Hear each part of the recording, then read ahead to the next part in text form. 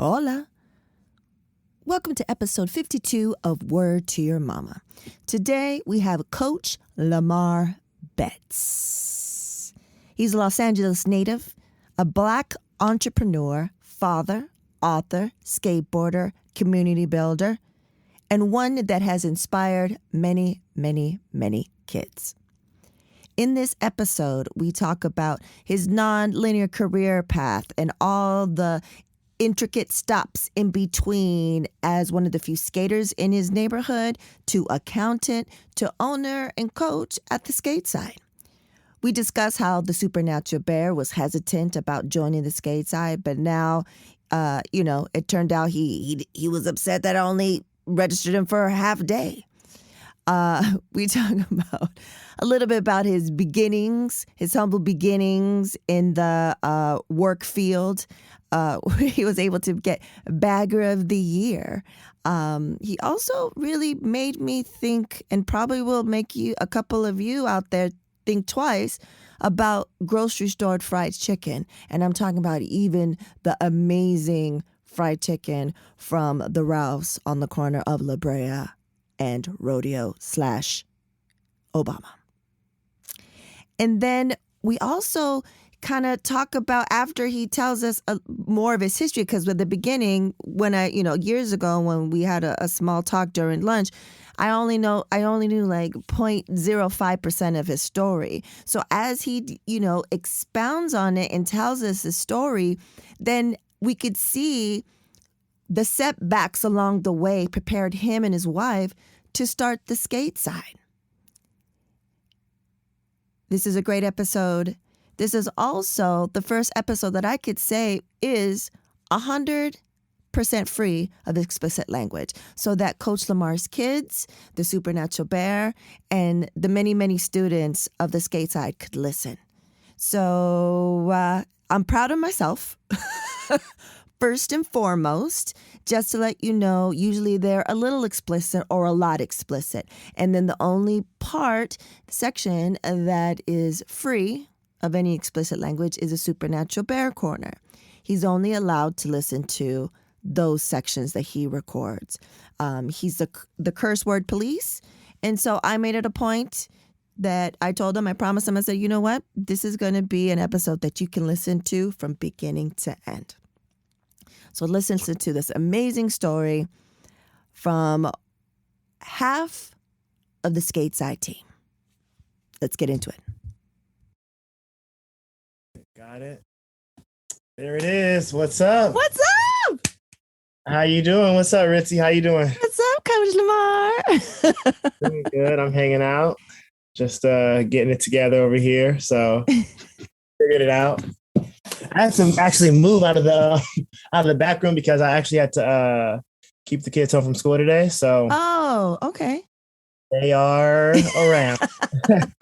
So I was like, let me head over to the garage really quick, and then I can have some one-on-one time with you, and we can get this convo. Well, thank you so much. I mean, you could have been like, hey, things change. We could redo it or whatever. But thank you for doing it. I appreciate it. Like, on your feet, making it happen. Garage time. I love it because it's like I see the decks in the back. It's official. This is it. Yeah, it's official. This is it. Yep. So how have you been? I've been good, man. I mean, been as good as one can be during these crazy times, but hanging in. I'm alive and I'm breathing, as I've been saying the past couple episodes. What about you? Or staying humbled on the daily. That's basically it for me. I would say just staying positive, doing what I do best. That's it. Working with kids, the usual Skateside stuff. So yeah, we're good. And the family's good. Everybody's good. Family's good. Everybody's good. I don't even know if you know, but you don't have 3 kids now, right? I don't think so. Like, so it during the after these times, or what happened? No. So I'm trying to remember when you guys were doing lessons, because I think it was maybe just my son Nico that I just had. That was 2015, and then my daughter Nina, she was born in 2018. Oh, if I had another kid after that. No. So congrats. Okay, Wow. no. So, Yeah. full house. Full house. She's 3. So it's a trip Oh, to have 3. you're in it. Yeah. Yeah. In it. So what are the ages now? So my daughter Tuesday, 18, stepdaughter Tuesday, she's 18. Wow. Yeah. I remember about her. You told me about her for sure. That's Tuesday. And Wow. then my son Nico is 6. And then daughter Nina is 3. Wow, man. Full house. Feliz born day to the oldest. 18. Yep. Woo. It's a trip. That's another crazy milestone. You and your wife must be like, that must be scary. Wiped out. Is it scary? Is it scary? Like to have an 18-year-old? Yeah, like yes, because I feel like slightly we sheltered her a little bit. Mm-hmm. And she's going out now. She, we kind of want to give her that adult space. Yeah. I mean, she still does stuff as if she's like a teenager, but we start, let her have that adult space now. And I just wanted to know that, if anything happens, you got like an extra layer of protection. So, if anything goes sideways, call us up. We don't have to talk about anything, just hit me up. Yeah. I'll be right there. I want your friends to know, hey, if anything happens, I'm here too. So, nice. It's not just you by yourself. So yeah. Oh, that's like great. That must be a good thing. Like I didn't have that growing up. I don't know if you had that. I didn't have that growing up. And I'm sure that changes the whole situation, how you navigate the world, just knowing like, I have parents that support me and I got backup, no questions asked. Like that's tricky, man. I don't even, Supernatural Bear, he just turned 9 and I'm just like, that happened so fast. Yeah. And then we were talking about the other day. I was like, you're going to be a teenager in like a flash. Yeah. It's crazy. It's crazy. I mean, for me, I'm the oldest. I have my younger sister. Mm-hmm. So she's 2 years younger than me. So I always felt like the need to protect her at all costs. And I think I had like a small temper growing up too. So like if anybody small said temper, would your sister say and your family say it was a small temper? It's very small. It's very small. It's very small. Yeah. It's more of like, disrespect. I can't tolerate stuff like that. Or like, if I'm in elementary school, somebody actually bumps into me the wrong way, I used to like get really upset about stuff like that. Got it. Somebody picking on my little sister, I'm like, hey, I got to go talk to this person now, stuff, always being the protector. But I think that's kind of just, what I've been told, like, hey, look out for your sister. I had an older cousin who I was always with, and he would always look out for me. So, it's kind of like we have to keep it going and have each other's back. So I think it just carried over into adult life. Yeah. And then with Skateside, this is what you do, I feel, for other kids in so many different ways. Yeah. And by example for those in your family and your leadership in Skateside.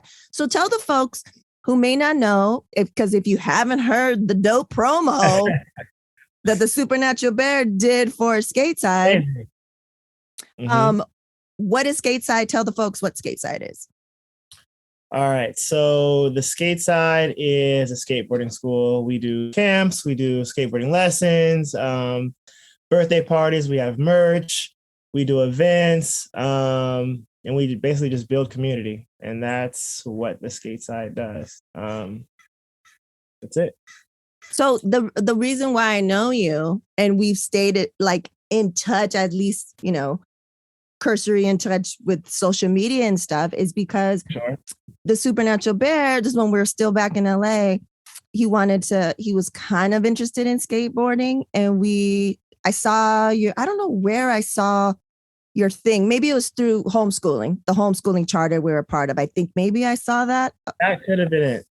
Because you're a vendor, which is smart as hell. And I feel like I try to tell anyone that I know that has a business that has anything to do with kids, that's a thing you should definitely, it's super easy. I don't know. Now it's a little bit more difficult, but back then it was super easy to become a vendor. And you have a bigger audience, a bigger reach. For sure. And so anyways, so we got into it. And I remember the first day he was not having it. It was a camp and it was, I could do half day or full day. And we did half day just to see how he does. I think it might have been maybe one of the first camps or the second camp he'd ever been in. So we were driving. I remember driving to the Culver City skate park. And then he was like, nah, he's like, let's just go home. And I was like, why? Oh, yeah. And I was like, no. I was like, this is good. He's like, well, I don't know anyone and I don't know how to skate. And I was like, well, that's what you'll learn. And, this and that. And I was like, also, I remember kind of throwing in there because you want to see people that look like you or look like people in your family. And I was like, and he's black, mijo. I go, that's important. I go, this is awesome. So it kind of piqued his interest. And I was like, if you don't like it, we'll go back. You got to try. That was my thing. Like teaching them, you have to try it out. Don't say no until you try it. So we go, and then he loved it. And he was like, why didn't you sign me up for full day camp? And And he was just always happens. Yeah. Yeah. And he was just, it's like still to this day, one of the reasons why I stay in touch and want to keep abreast of what the Skateside is doing is because Supernatural Bear, he just always still has this crazy respect for you because of, he did the camp once, I think. And it changed so much. I saw him push himself, challenge himself, have video still of him going down the ramp and him like thinking about it and like, and I love the system that you have. I don't know. I'm sure it's evolved. But at the time I thought it was awesome. Like if you do these certain things, you get these wristbands, those rubber wristbands, all the other coaches, you could tell like they're skaters too, but it was like a real nice community feel. And it wasn't like, we're too cool for school. Right. Yeah. I mean, for us, there is a certain skateboarding culture, but we're bringing skateboarding to kids. And sometimes it's for kids that have never stepped on a board, parents that might not even think the best of skateboarding or skaters in general. And so we're providing a more, I would say, youthful experience for kids. It shouldn't be, about drugs, alcohol, being disrespectful and stuff like that. It's like, we have to build each other up. It's got to be positivity. It's got to be teamwork. All the positive things that you can get from skateboarding, that's what you wanted to showcase and give to the kids. So that's kind of like, how our program is developed from that. Working hard. That's why you have the wristbands. You have to earn it. We don't just give it to you. Love that. No matter if you cry, scream about it. It's like, oh, did you land every trick on this list? We're here. Let's work. Let's do this. So then when they get it, they feel, empowered. They feel like they accomplished something. Yeah. They get that gratification, and all the other things. So, and meeting Supernatural Bear was awesome too. We kept calling it the scientist. The scientist. Yeah. I remember one time and that's what he was telling me on the way to camp. He's like, I'm into science. And I was like, oh, well, there's science involved in skateboarding, velocity, angles, all these different things. And he was like, And then for whatever reason, you guys started calling him the scientist. And then one time I went, and I remember we went through the back through the trees area and he went in and he was like, the scientist is in the house. Yep. Exactly. As soon as he pulls up, I'm like, yo, the scientist, yo. It was too funny. Rocco was actually walking with him, right? So I go, I think his nickname is something with science also, right? Ira Science. Yeah. There we go. Boom. So I'm like, yo, the scientist. And I think Rocco thought I was talking about him. And I'm like, no, I mean, the little one. Exactly. That's hilarious. Yeah, I think he probably. Oh, heads up. Here we go. Hello. You want to say hi to Ritzy? Come over really quick. Really quick, Nina. Really quick. Say hello. Hi. Are you cold? Don't be a cheeseburger. All right, Nina, I'm talking right now. You want to go inside the house really quick? Here, it's a Rice Krispie treat. See you later. You sounded so defeated. Here, Here's the I running. know. I don't want to give her any candy at all. I'm like, refrain from it. But she saw it. Now I'm like, all right, I'll see you later. I hear you. How cute. Yeah. She comes over. She wants to do everything that I do. She's like, she sees me put on my hat. She's like, oh, can I put on a hat too? She's like, I want to do like you on the computer all day. And I'm like, okay, come on, sit down real quick. Get to it. Super cute, man. So I know you have an interesting story. I know you and I think it was like during a lunchtime or something. I think I had asked you. So I definitely wanted to dive into that. What were you doing prior to the Skateside? Prior to the Skateside, should I go from the beginning? Yeah. From like the beginning? Gee, so work related. The first job I ever had, I worked at Albertsons. So really, my mom, she's such a people person. So she goes inside the Albertsons on Crenshaw and La Brea at the time. No, actually, Rodeo and La Brea. Oh, which is now a Rouse. Oh, yeah. We call it the Hood Rouse.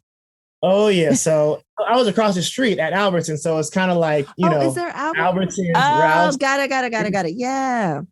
So I was on the Del Taco side, not on the McDonald's side. Got it. So that's a superior right now? Yeah, exactly. See. Got it. Yep. So she goes in, she talks to the manager. She's like, hey, y'all hiring? Y'all need to hire my son. He's so good. Da.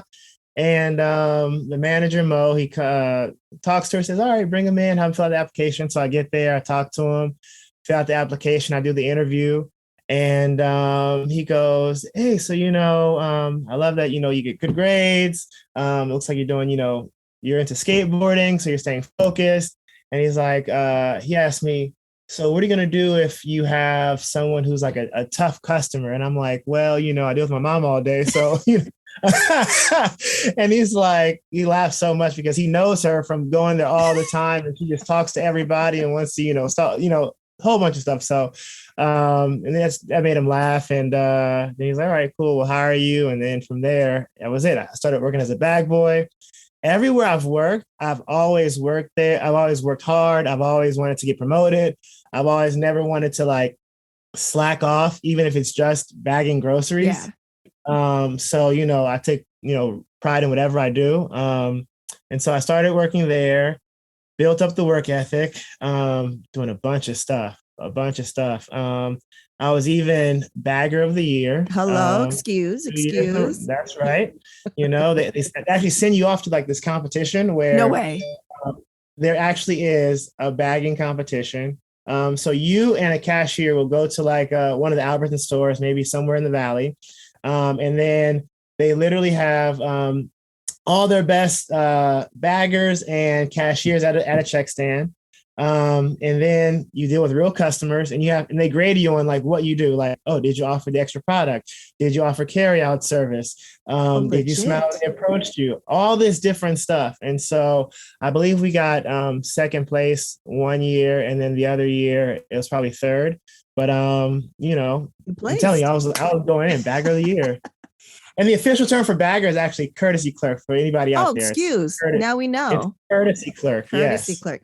So as a bagger, I was never a bagger, but I miss when I go to the grocery store, I miss the days of real good baggers. Do you feel the same way? I'm like, who's putting the soft stuff at the bottom? Like, absolutely. There's a way you have to do it. You have to, create walls for the bag first, put the cereal on the side, and then build up from there. And you can put the soft stuff on the top. Exactly. And that's the way you do it. And then you have to put the bag in, slide it all the way back to where the handle is, and, make sure it's nice and organized, and then go, oh, thank you so much. Can I have your carry out service? Welcome to the car, whatever you got to do, and then go from there. So that's the proper way to do it for anybody.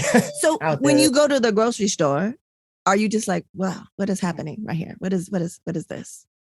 Sometimes, they grab the bread, smash it, just throw it in the bag. I'm like, why would they put this with this? I pick up a bag. I'm like, this bag is going to rip. It's a little bit too heavy.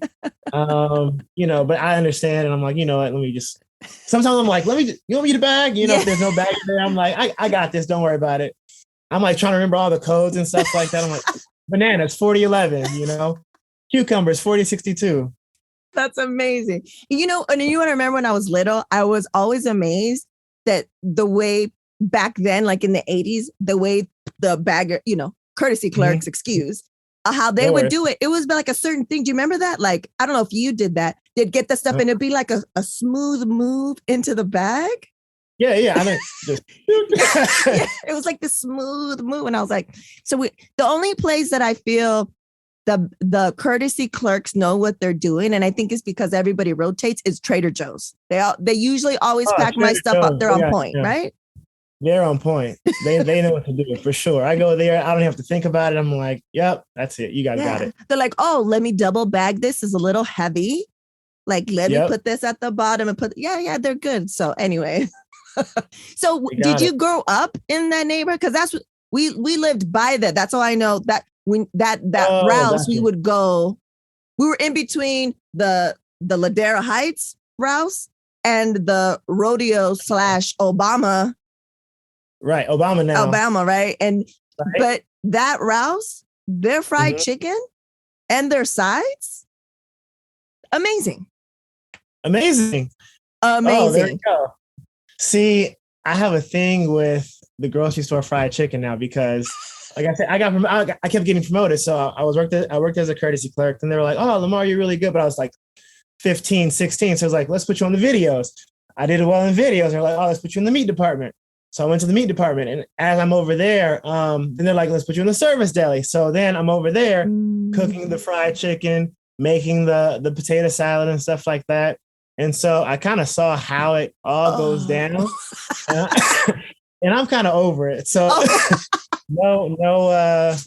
no more fried chicken from the grocery store for me. Oh, got it. Oh, okay, I'll remember. Even though they won the hoodie awards back in the day, I remember listening to Steve Harvey's show, and they won the hoodie awards. Yeah, because that fried, like I wasn't into fried chicken from grocery stores, but that one was next level, and they had the real like. You never went to I never had one by my place back in the days of San Diego that had, the mac and cheese and the greens and the sweet, but like it was all good. Yeah, they got everything. Did you ever get samples from there too?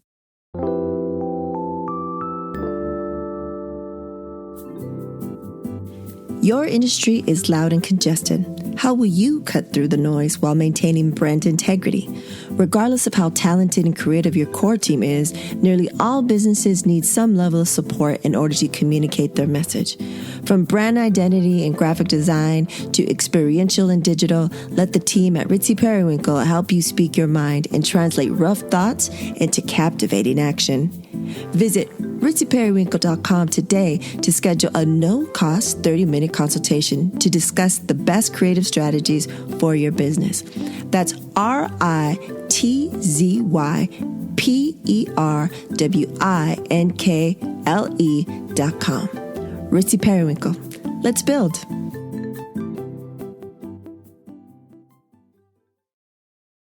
No, I don't think I ever got samples from there.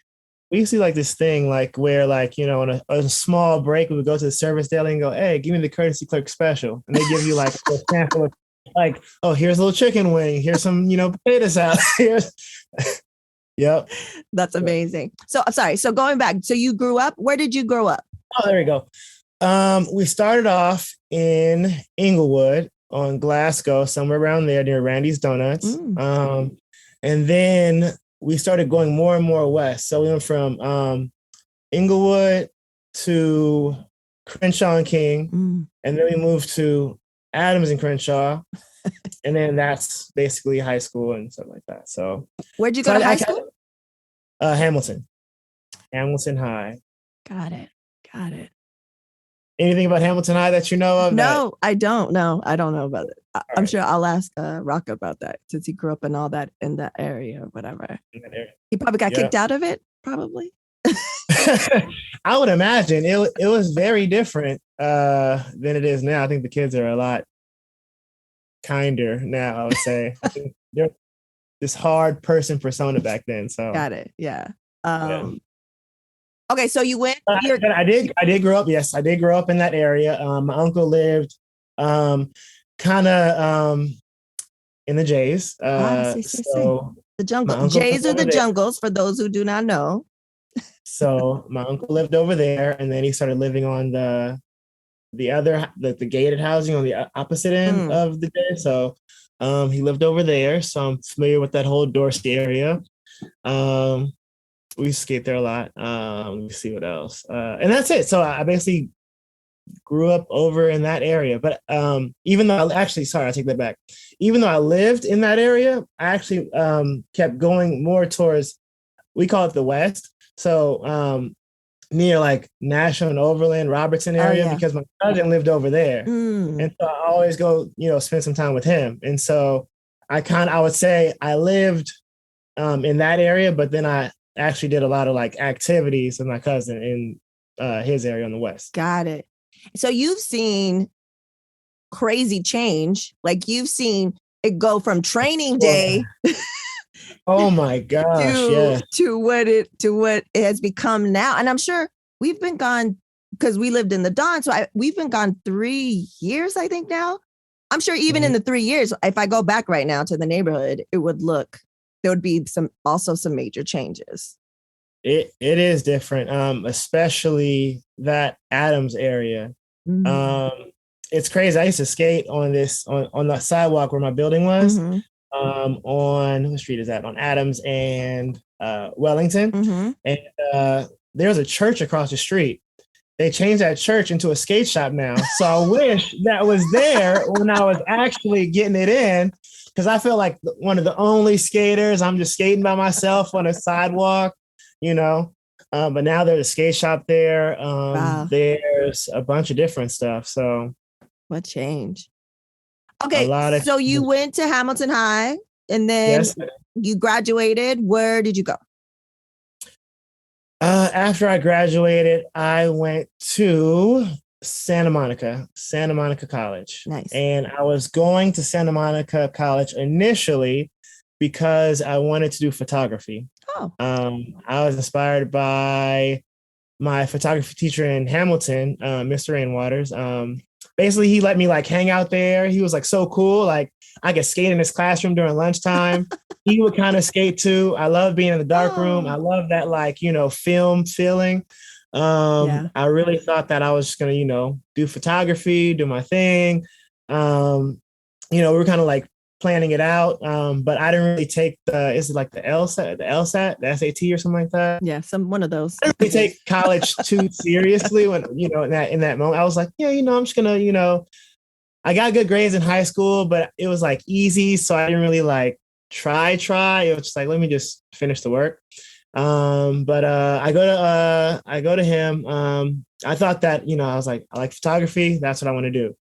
And I think there was a school in San Diego or maybe San Francisco, but it ended up being way too expensive. And he was like, well, maybe you can go to Santa Monica College. They have a good photography program there. So I go to Santa Monica College for photography. I take all the general education classes.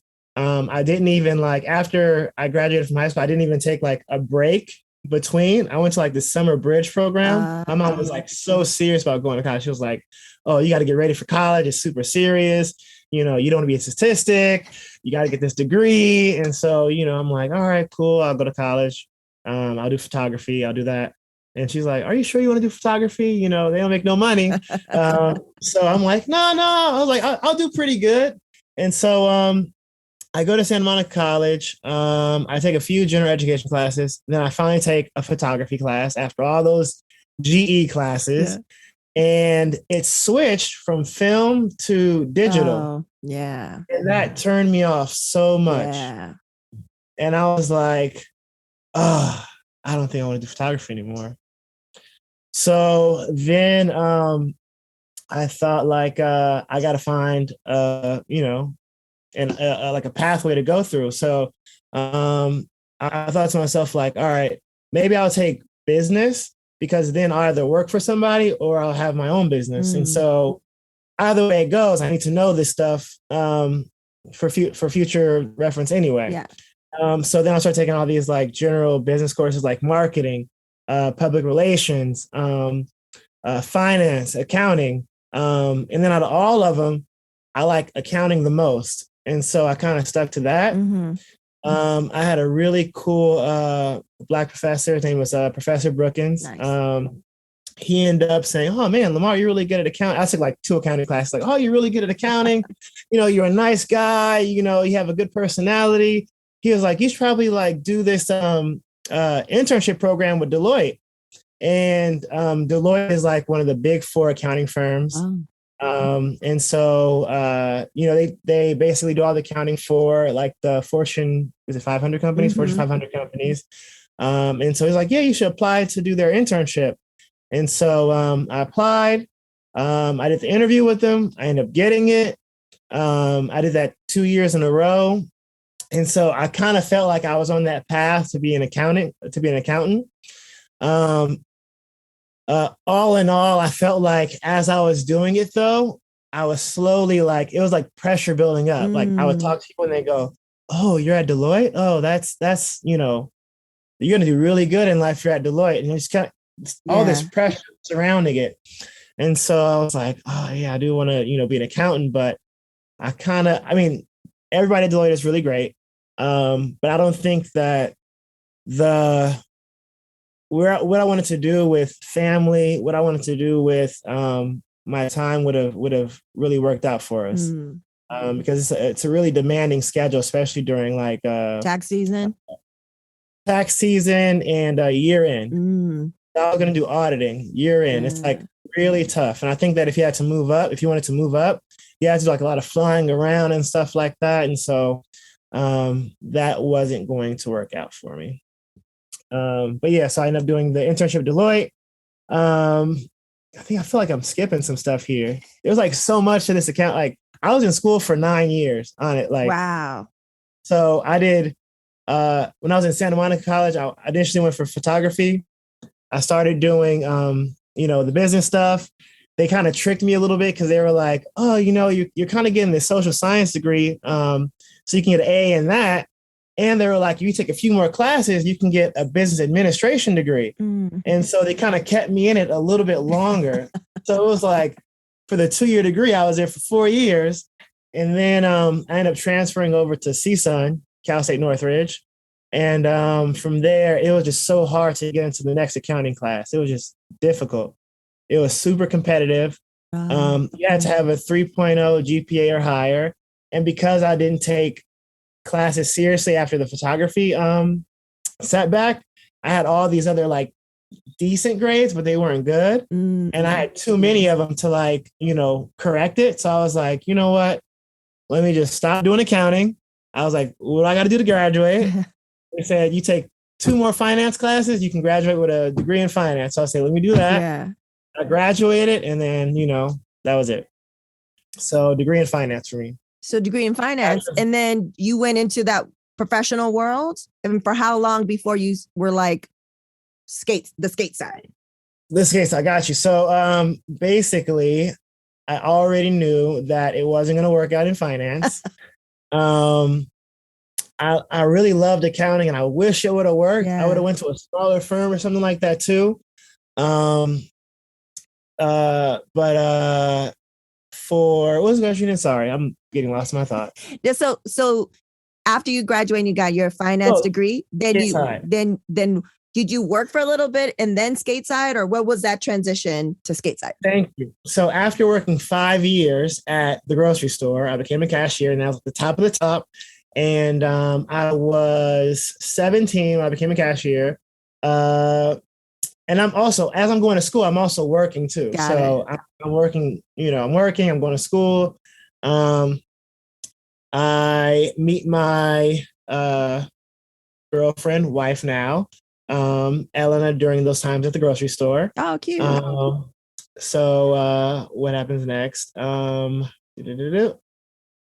They don't promote me, so I'm like, I got to do something else. So my performance at that job kind of started deteriorating because I was like, oh, they're not promoting me to the next thing. I need to be a manager now. And so I kind of got like, just like, let me just do something else. So I quit that job, and I was like, let me just find something else I can do. So I kind of like just took a year, not really working for someone. I just kind of like thugged it out and kind of like, I did canvassing a little bit. We started a nonprofit, me and my wife. That was something that we did also. It was called Kids in Foundation. We were going to basically donate birthday parties to underprivileged kids. Oh, nice. It's funny because that was her idea. And now like somebody else did it and it's like blowing up. we like abandoned that idea. And then I ended up working for another valet company during the time. And so now I'm doing valet. I'm in college at the same time at CSUN. So this is like 5 years, CSUN, valet job. Not just valet, I became a manager. I started managing like the valet department for the SLS Hotel or the Roosevelt Hotel. Seeing a bunch of celebrities and stuff like that too. That was pretty cool. Boom. So I'm in college. I'm in college. I'm at the valet. And I tell myself like, all right, I feel like I'm stable right now. We're stable. We got our stuff together. We took that year to, try something out. I got the valet job. I became a manager, mid-level manager. I'm doing well. And I said to her, once I graduate, we're doing something risky. We got to do something else. And so she was like, what can we do? We tried the nonprofit. And then I was like, well, I like skateboarding. She likes kids. And then that's kind of how it all started. So 2015 happened. My son, Nico, was born.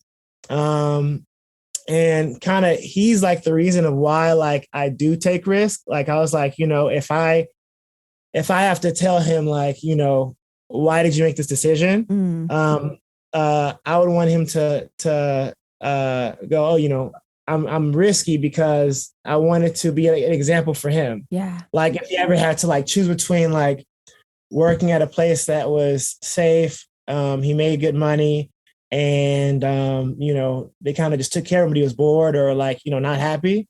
I wanted him to, I wanted to have experience of, I did something myself. I gave it a shot. I went for it. Yeah. I gave him my all, and this is what happened. So I can give him like, both experiences. And so I really just wanted to do something more risky. So then he was born, we started the Skateside, and then we kind of just grinded it up from there.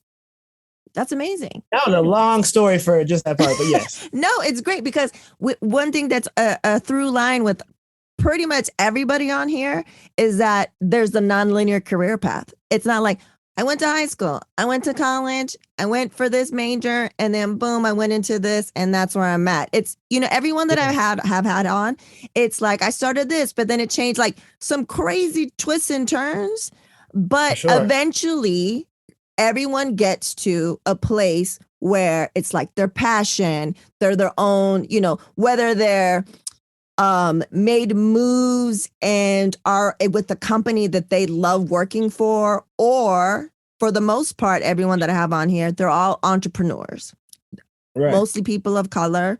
I love that you and your wife, it's it's a multiracial family, because I can relate to that.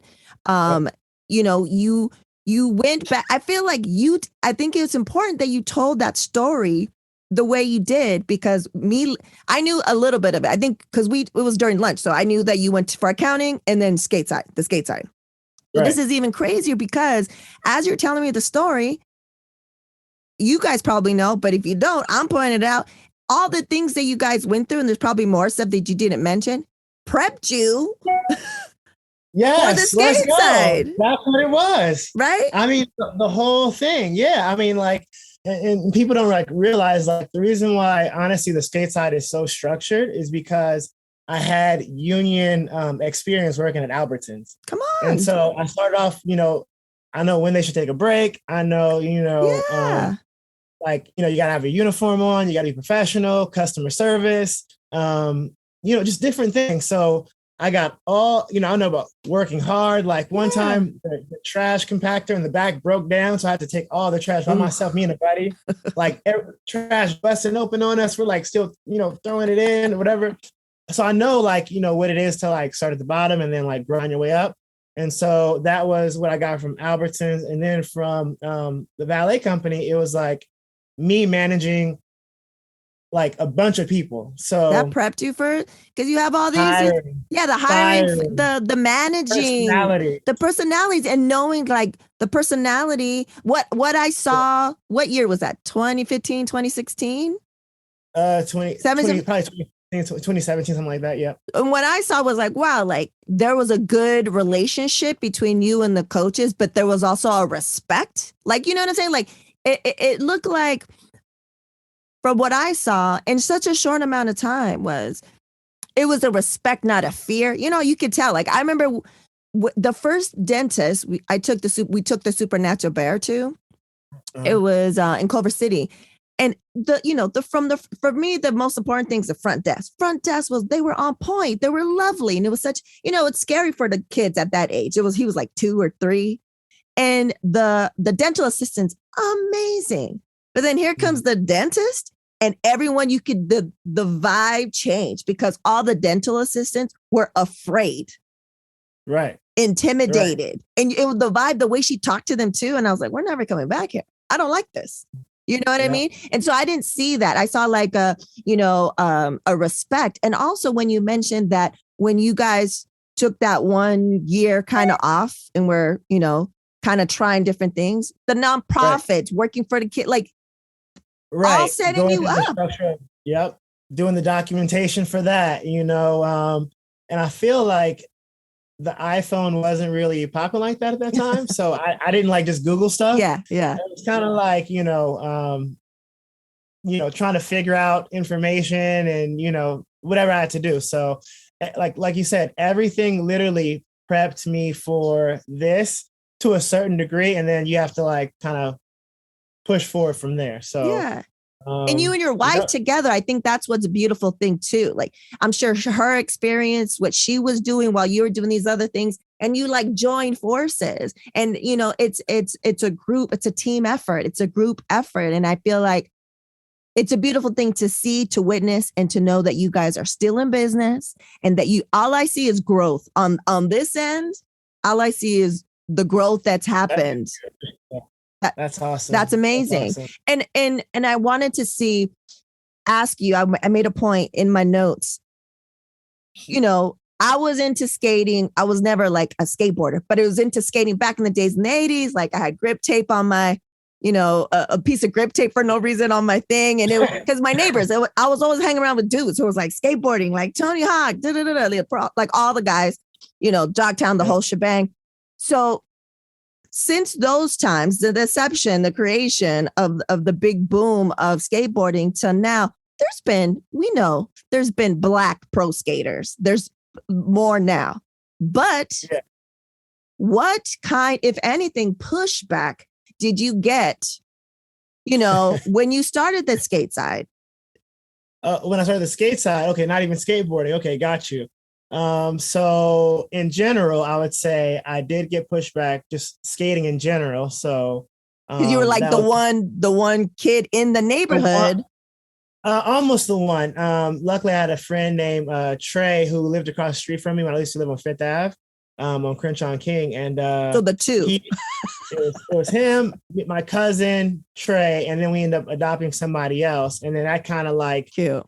The Black kids that are skating and nobody understood it. And like, I literally go to the barbershop. I used to have like a curl, like a curl. I need to see that photo. If I can find one, my barber ended up like cutting like a little triangle into my hair. And so I had like the curl, but then he messed up the line and like went a little bit too deep.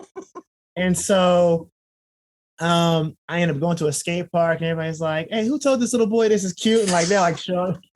And so, just different stuff. And then like, let's say I'm in the barber chair, I got the little cape on or whatever. Dude's looking at my shoes like, hey, look at his shoes. They all ripped up. Like, and they didn't understand. They're like, why your Jordans look like that? It's like, I skate. And then the barber's like, hey, leave him alone. He a skateboarder. He was those whiteboards, So, just different stuff like that. So that's kind of like the thing that you got back in that time. Yeah. Starting the Skateside, I would say the biggest thing was, or a few things. The first thing was getting clients. So that was very, very difficult in the beginning for sure, because you're kind of like unproven. So nobody knows who you are, what you really do, if the lesson's going to be good, do they trust you or not? With their kids. with their kids. And, so that was it was just me and Elena. And so Elena did like a lot of the graphic and stuff like that. And then I would go out and do marketing. So I'll pass out flyers. I did a bunch of stuff. And one time I had this idea. It was called the 5-minute clinic, right? So this 5-minute clinic was, I used to go around, I'll pass these flyers that says, all right, be here on this date. I'm going to teach your kid for 5 minutes. I thought I would have so many people that would be there. All I would have time for is just 5 minutes to spend teaching how to skate. Looking back on it, that was so, it's like, what can you teach somebody in 5 minutes?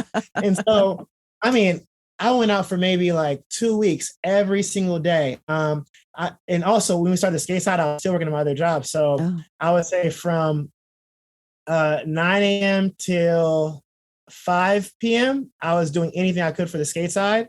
From 6 p.m. to 2 a.m., I was doing a late night shift at the valet. And then there was even a time period where I even was like, oh, I got to keep pushing. So I started doing Uber from 2 to 4 at the same time. So like the first 3 years of the Skateside, we were doing maybe 3 years of Skateside, we were doing that. Wow. And that was kind of like what my thing was. But back to the story, I'm passing out flyers. I'm like, me here at this day. The day comes, nobody's there. Ugh. I'm like, dang. I call my homeboy Edgar up. I'm like, Edgar, listen, bro, I'm over here. I'm at the park. Nobody's here. He's like, we joke around and he's like, giving me stuff. He's like, oh, maybe you came off a little bit weird when you approached him or whatever. And so, I mean, at that moment, I didn't really feel like defeated. Mm-hmm. It was more of like, I just need to push harder. Yeah. I was like, maybe I'm not going to the right place. So, and then, now it's crazy. I'm going to say this, but I know there's a lot of guys that do skate lessons. It's not illegal. It's not legit or anything like that. So they might take this information and use it, but it's all good. So what I did was we started going to the actual school and just going, we're going to stay in the front and pass out flyers here and then let them know about our program. And then no one really still trusted us, but we got enough interest to where I was able to do a few lessons and then get some experience and then work it out. I mean, it was so not good in the beginning because we didn't like have like requirements of like wearing safety equipment and stuff like that. It was just like, oh, if you know a lesson, come on and do it. I'll make sure they're safe. But when we had like one set of equipment, it was like, all right, this kid can have the wrist guards, this kid can have the elbow pads, you can have the knee pads, you got a helmet, you don't, but it's all good. We're gonna, make sure you're okay. And then Elena, who's not really from skateboarding, because for me, I would go, I didn't really have a helmet growing up skating. I didn't have all these pads and stuff, but because he's not from the skateboarding culture like that, she was able to go like, hey, as a parent, I wouldn't like seeing that. Yeah. And so kind of kept adjusting based off of what her perception was. And so when you think about the skate side, we always keep the parents' perspective in mind. And that's why, we get on our staff so much about how things look, how well are we taking care of the kids? Did you put on sunscreen? Did you give them water? They look tired. Like, why is their jacket still on? It's a hot day. Yeah. But it's like we have enough rapport with them where we can just ask them to do stuff and they just get it done because they know that, our whole thing is that we have to be the best of what we do. And so if there's, people illegal out there that are doing stuff without pads, when you come to the skate side, we have structure. They have to wear pads. We're going to promote this, the safety of it and everything like that. So that was that. Yeah, that's one of the reasons why, when I look into, I do mad research when I'm buying a blender. Do you know what I mean? Like 3 months of research for a juicer, so if I'm taking my kid and leaving my kid, like I'm doing the most. And at the time, you guys already had reviews. It was promoted by the, somewhere at the charter that we were homeschooling through.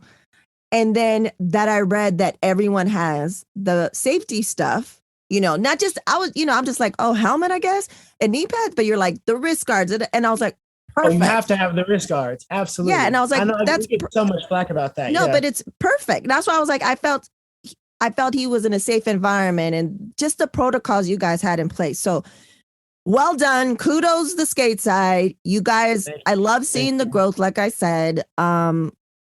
So I have a section called the questions and comments from the audience. Okay. And 1 second before you do that. Yes. Can I just grab a jacket really quick? I'm in the garage. Oh, yeah. Don't be cold. Of course. I'm freezing. I'll be in the garage. Hold on 1 second. I'll be right back. Of course.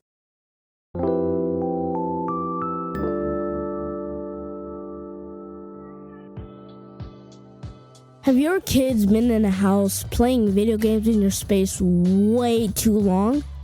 Now you can get them outdoors and still be social while social distancing at the Skateside after school and group skateboarding classes. Skate students get to improve their skating and decompress after a long day or week of school. This program is awesome for beginners to get started or advanced skaters to take their skills to the next level. Go to theskateside.com and learn about our COVID-safe programs in Santa Monica, Culver City, Glendale, and South Pasadena. That's theskateside.com. The Skateside. More kids skating. The top one comes from my dad, Lemar Betts Jr.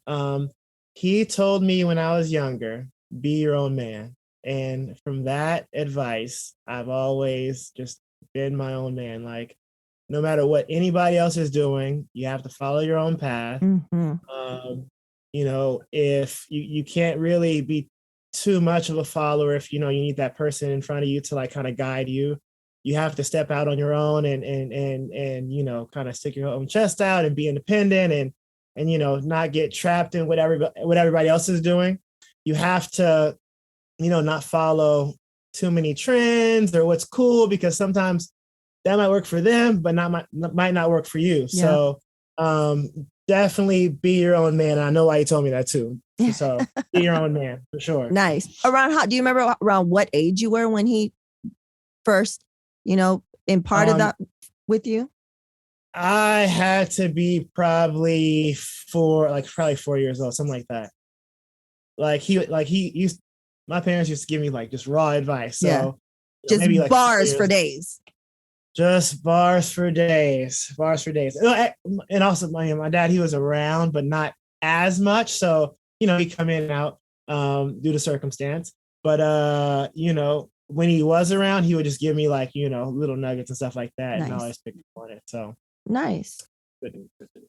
Okay. The next one, song that gets you hyped when you need it. What's your go-to? Jeez, I listen to so much music. It's like, how do I It's tough. It's tough for many. Give me one. Give me one or two. Maybe two scenarios. Give me two. Okay, so I would say if it's late at night and I just need to, just hype myself up after a long day or whatever it is. Yeah. I listen to a lot of oldies. So I would say Mint Condition, You Send Me Swinging.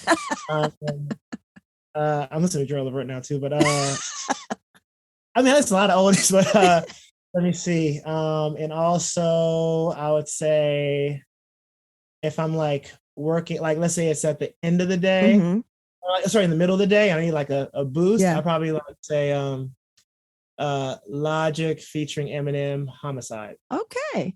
So what we have and what we debuted last month is a Spotify playlist of all the hype songs from every single guest that we've had for the past year. And so those two songs will be added and there'll be a link to that playlist in the show notes. And I'll have, and what I also do is I put links to those individual songs, a YouTube link to those songs. And the last episode 51 with Vanessa, she gave me two, but one of them was an Atreyu song. She's like, that'd be too hard. I go, you don't know this playlist.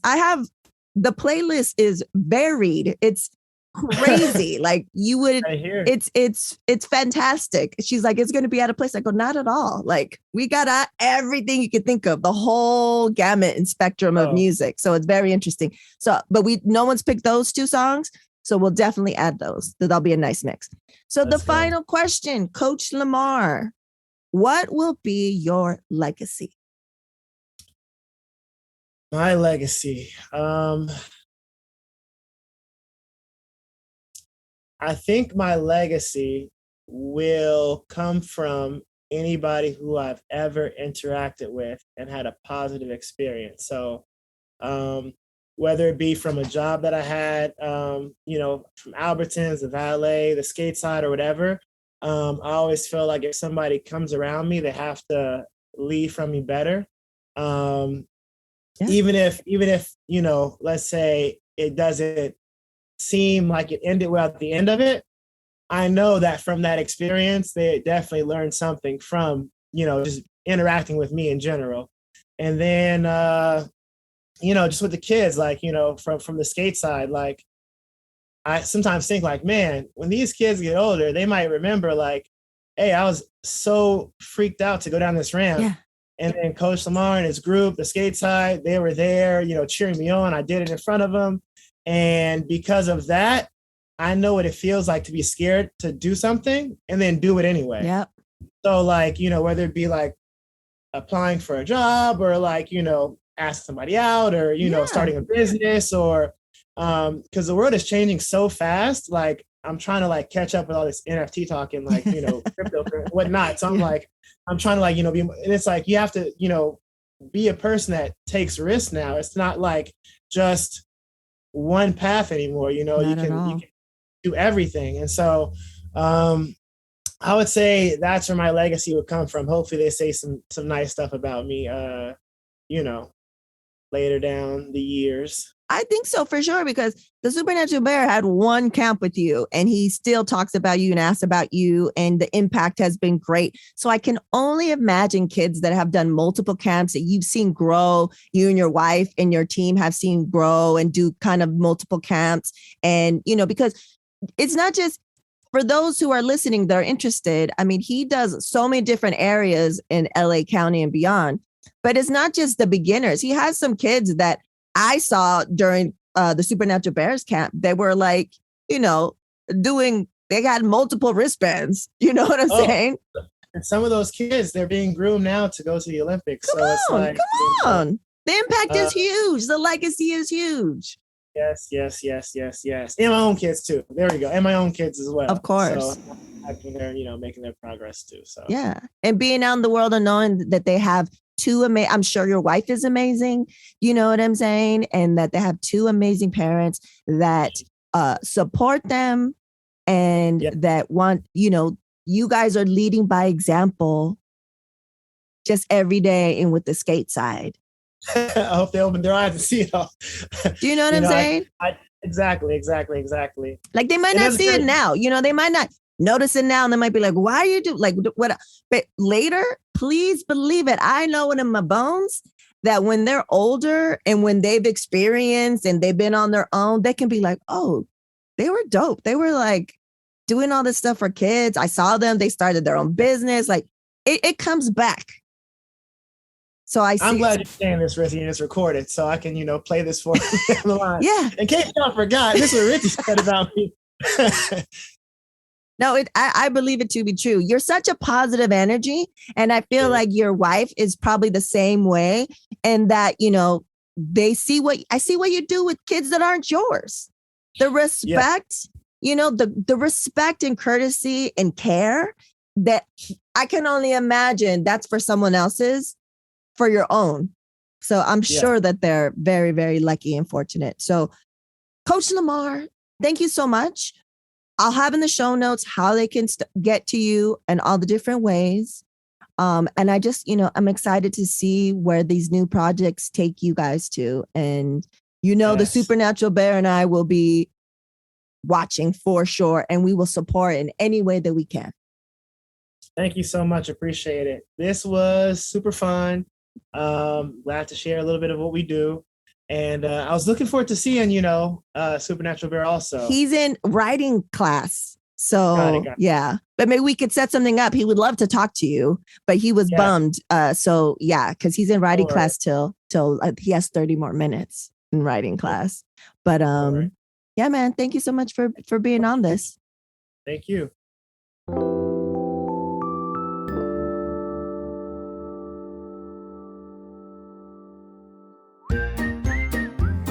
And now introducing the Supernatural Bear Corner. Supernatural Bear.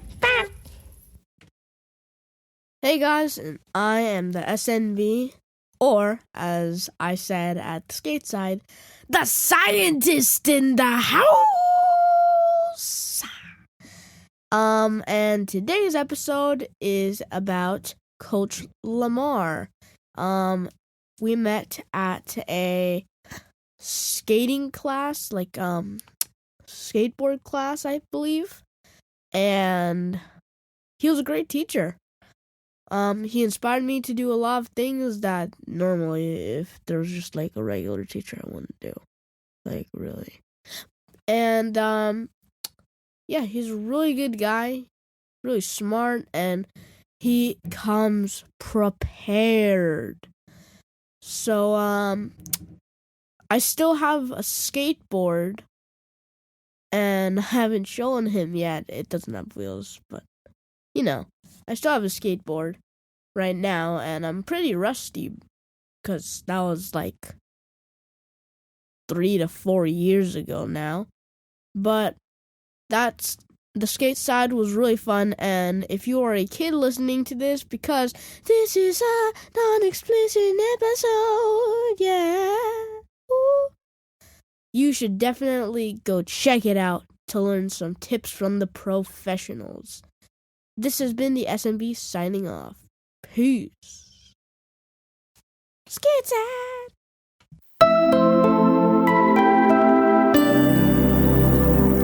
Shooby-doos. Yeah. There it is, folks. Episode 52 with Coach Lemar Betts. It's a great one. It's a unique one. The universal and the specific. As my homegirl Kim says, that this is what this podcast is about. The universal and the specific. His specific, unique story that no one else has that exact journey can get all kinds of gems from. All kinds of gems. And then, as we saw, all those things led up to him and his wife gaining that experience, having the wins, having those losses, catching those L's, and then putting them to good use in creating the Skateside. And now we're going to see how they do with the book and kind of the brand and just see them evolve. Because if you don't evolve, you become extinct. And that's in everything, kids. Everything. I hope adults and kids alike are enjoying this 100% curse word free episode. It's rare, a little rare, but here we are. And as always, thank you so much for all the support.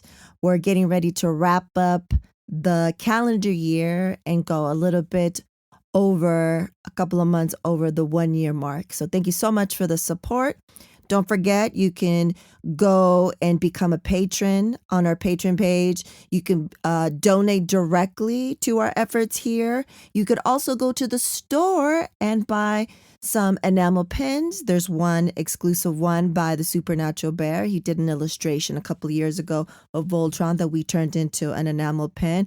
For the olds that are listening, we got a Stevie Wonder pin, we got a Prince pin, and we got some tea towels and some tote bags.